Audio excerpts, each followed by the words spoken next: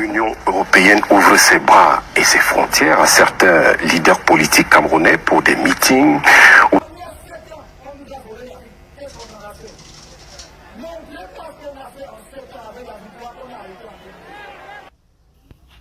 Bonjour.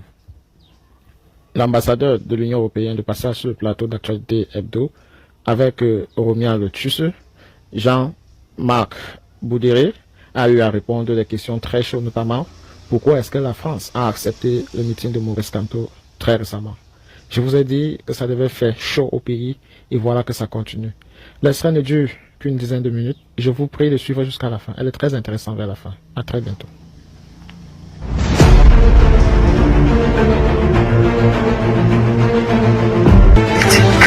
L'Union européenne ouvre ses bras et ses frontières à certains leaders politiques camerounais pour des meetings ou même des séjours tout à fait tranquilles, pendant que la sécurité des membres du gouvernement et parfois celle du chef de l'État en personne est relâchée au point de laisser se perpétrer sur le sol européen des attaques et scènes de violence qui ne se sont jamais produites au Cameroun lors des séjours des officiels européens ici. Est-ce que la question de la sécurité des officiels camerounais en séjour dans l'espace européen a déjà été formellement adressée à Bruxelles? À Bruxelles, Belgique, oui. À Bruxelles, Union européenne, non. Mais Bruxelles, Union européenne. Bruxelles, Union européenne, non, parce que voilà, nous sommes dans un partenariat. Vous évoquez le cas du chef de l'État. Je pense qu'il n'a jamais eu d'attaque contre lui sur un sol d'un pays de l'Union européenne. Je ne parle pas de la Suisse, mais je parle bien de l'Union européenne. Non, mais bien sûr, en France, il n'a pas toujours eu des séjours paisibles. Les conditions de sécurité, en tout cas, sont toujours assurées au plus haut niveau pour ce qui concerne le chef de l'État et bien sûr les membres du gouvernement, quand ceux-ci informent officiellement de leur venue les autorités européennes. Et je crois que la violence nulle part n'est acceptable. Qu'on ne fait jamais passer un message par la violence, que ça dessert même la cause de ces gens qui parfois attaquent physiquement des responsables. Ça n'apporte rien. Ça dessert la cause des gens qui prétendent que ça les serve. Et donc je pense que quand vous avez un message à faire passer, c'est toujours par le dialogue, c'est toujours par la discussion, c'est toujours par la communication. L'Union européenne, quant à elle, elle respecte totalement, bien sûr, ses principes et assure bien sûr la sécurité des officiels camerounais. Je suppose que dans les interactions entre l'Union européenne et certains membres du gouvernement, vous connaissez très bien le ministre d'État, le professeur Jacques Famédou. Oui, bien sûr. Savez-vous qu'il est également une autorité traditionnelle? Oui, Et en préparation au Cameroun, l'Union européenne est-elle à la fois neutre, impartiale et sereine dans ce contexte? Écoutez, vous avez parfaitement résumé ce que nous sommes. Neutres, impartiaux et sereins.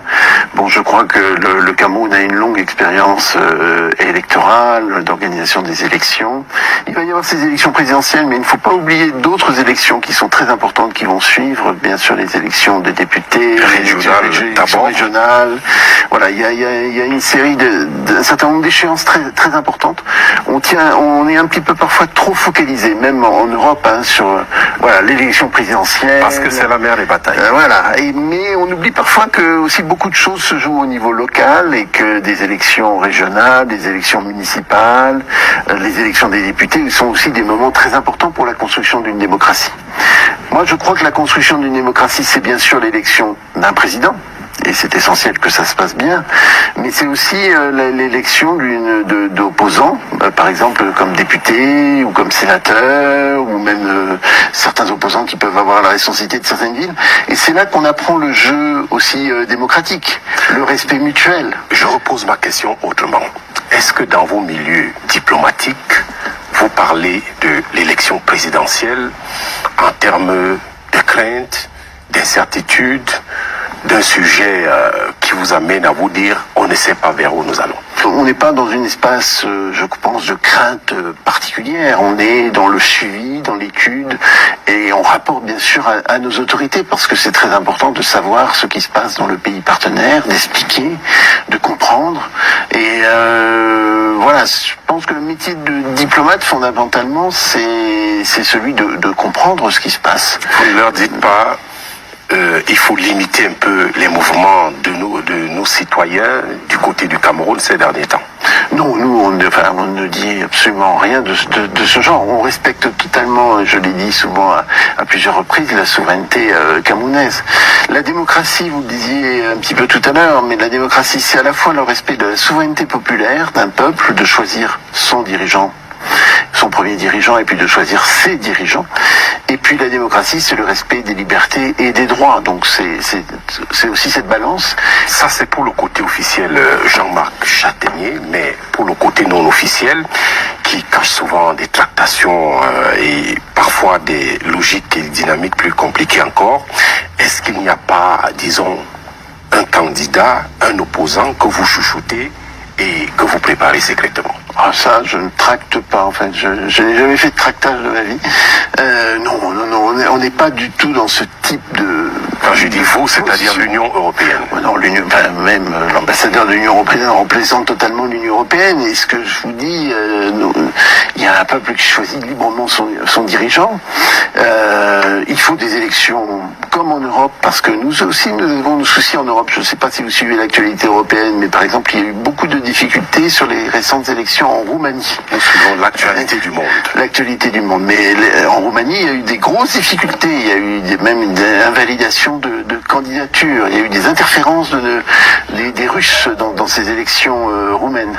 Et voilà. Et donc, chez nous, on souhaite bien sûr avoir ce qu'on appelle des élections libres, équitables, transparentes, inclusives.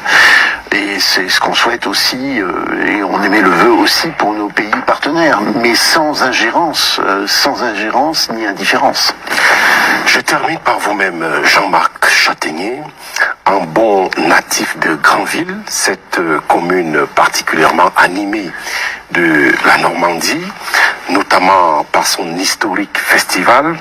Est-ce que donc, un bon natif d'une ville comme celle-là, où il fait bon vivre, vous avez déjà aussi vos points chauds à Yaoundé ou ailleurs, au Cameroun, où vous sortez pour boire un verre, où vous amusez un peu, loin, disons, du sérieux, presque austère des salons diplomatiques?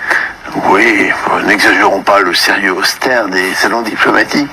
Non, mais c'est amusant que vous citiez Granville, parce que c'est une très belle petite ville normande, côtière. Donc ville côtière, voilà, je dois vous dire que tout de suite j'ai quand même un peu de sympathie pour les villes côtières camerounaises. Et évidemment, une ville qui me plaît beaucoup, c'est Kribi. Donc où je retrouve voilà, la côte, les pêcheurs, la mer, c'est quelque chose pour le normand un peu maritime que je suis que j'aime bien et que je respire. Mais j'ai aussi des origines bretonnes, et j'ai aussi des origines auvergnates, des montagnes. Donc je voudrais vous dire aussi que j'aime beaucoup aller dans l'ouest, et j'aime beaucoup aller à Bafoussam, à Fumban, à Tchang, une ville d'altitude. Pour la qualité du paysage. Du paysage, de la montagne, de l'air. Et voilà, ça me rappelle aussi un peu le massif central de mes ancêtres. Donc j'ai un peu cette alliance, mais aussi que beaucoup de Camerounais ont, je crois, entre voilà, la côte, la montagne, ou un petit peu l'altitude. Voilà, et je retrouve au Cameroun cette ambiance qui me plaît beaucoup. Alors par ailleurs, oui, j'ai peut-être un peu dépassé l'âge des boîtes de nuit, donc je suis peut-être pas aussi fan des lieux très très très très chauds de Yaoundé ou de Douala, mais en tout cas je crois pas que beaucoup de gens m'y ont vu. Mais bon, voilà, aller boire un verre de temps en temps, ça me plaît. Bien Vous sûr. ne cracherez pas sur l'offre? Non, peut-être sur les boîtes de nuit pas forcément, mais voilà, sur des lieux calmes, avec une musique douce, oui, ça j'apprécie. La presse, et c'est ma dernière question, soutient que certains diplomates ont été reçus ces derniers jours par le chef de l'État Paul Biya à Mvomeka, son village. votre nom fait partie des illustres hautes cités. Dites-nous, Jean-Marc Châtaignier, est-ce que ces informations-là sont vraies? Et si c'est le cas, de quoi avez-vous parlé avec le président de la République ces jours-ci? Écoutez, pour moi, ça aurait été effectivement un immense honneur d'être reçu par lui. Malheureusement, je ne dois vous démentir ces informations.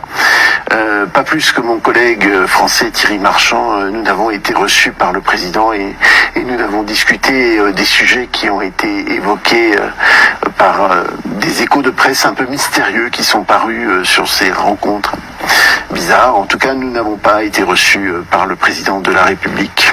Vous ne demandez qu'à être reçu. Écoutez, bien sûr, un diplomate est toujours ouvert à toute discussion et nous sommes toujours prêts à être reçus. Je voulais, avant peut-être que nous nous séparions, vous remettre un petit livre qui porte sur les 50 ans de la délégation de l'Union européenne au Cameroun. Ce sera avec plaisir. Un partenariat stratégique avec le Cameroun. Donc Romuald, c'est un plaisir pour moi de vous remettre ce petit ouvrage qui illustre très concrètement et avec des photos, des illustrations, des images, vraiment ce que nous avons fait pour le Cameroun et ce que nous souhaitons faire avec les Camerounais, pour les Camerounais au Cameroun. Une manière de brevière donc des 50 dernières années de coopération entre le Cameroun et l'Union européenne. Et voilà, et il nous reste à écrire, vous l'avez dit tout à l'heure, un petit peu les pages à venir, évidemment. Donc les 50 ans à venir. En tout cas, je reçois déjà ces pages qui consignent le passé, en attendant celles qui vont porter sur l'avenir. Merci infiniment de l'offre et de la lecture. Jean-Marc Châtaignier, ambassadeur de l'Union européenne au Cameroun et pour la Guinée équatoriale, merci d'être venu à Actualité Hebdo. Merci beaucoup. Mesdames et messieurs, tout passe. Comment tu peux aussi regarder une vidéo sans t'abonner? Abonne-toi! Surtout clique sur la cloche de notification. Ça, c'est la page de Buzz. Si tu veux être au courant des buzz et toutes les actualités au 237, abonne-toi et clique sur la cloche de notification. Partage aussi pour m'encourager. Surtout, si tu as quelque chose à dire, papa, lâche un commentaire.